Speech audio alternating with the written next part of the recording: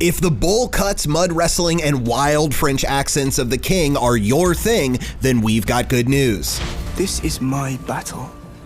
If I have my way, there will be no battle. On this IMDbrief, we break down the trending Netflix film starring Timothée Chalamet as Henry V, and more movies to watch if you're in that late medieval mood. Frequent collaborators on films like Animal Kingdom and The Rover, writer-director David Michaud and co-writer/star Joel Edgerton present a fresh take on an old historical tale, one that's been told by everyone from William Shakespeare to Orson Welles. How now? Who picked me pocket? Hostess! The King is based in part on the Henriade, Shakespeare's four-play epic chronicle of King Richard II's surrender of the crown to Henry IV and his son Henry V's eventual takeover of England. Someday this will be your head. If you're a Shakespeare stan, check out the classic role that netted nominations for longtime Bard booster Kenneth Branagh in his 1989 adaptation of Henry V. Once more into the breach, dear friend! Once more!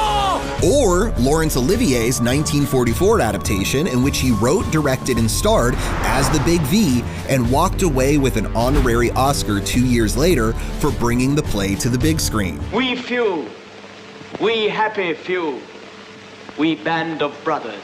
For the King, Timothée Chalamet dons the chainmail and lob, aka long bob, haircut of Hal, aka Henry V, the drunk ne'er-do-well who at first wants nothing to do with his father's crown.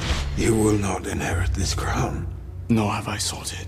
Though much more physical and grounded than past performances, especially in the climactic mud bog skirmish between England and France, Chalamet's portrayal may not bring Oscar gold, given the possibility of an overcrowded Best Actor competition for 2020, including Chalamet himself for his role in Greta Gerwig's Little Women, which opens this Christmas. My girls have a way of getting into mischief. Well, so do I. So he may have to rest on the laurels of his 2018 nomination for Call Me By Your Name, at least until director Luca Guadagnino and co-star Armie Hammer return for the promised sequel, Find Me, which will be on our watch list awaiting any big news. You're not gonna tell me? I'm not gonna tell you. And if you're into film classics, another unfortunately under-awarded adaptation of this story comes from Orson Welles. His 1965 film Chimes at Midnight focuses on Hal's pal, Falstaff, the larger-than-life knight. I will be as good as my word.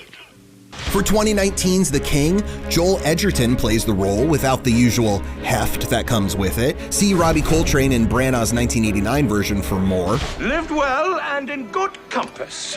But the seasoned actor co-wrote The King without the usual theatrics of the Henrys or Falstaff. Edgerton has penned several screenplays, including 2018's powerful conversion therapy drama Boy Erased, which he also adapted from a true story and directed. Where is all this anger coming from? Because you're making me angry. The King has another royal performer to spotlight, and that is Robert Pattinson, whose deliciously over-the-top French accent is turning heads and ears.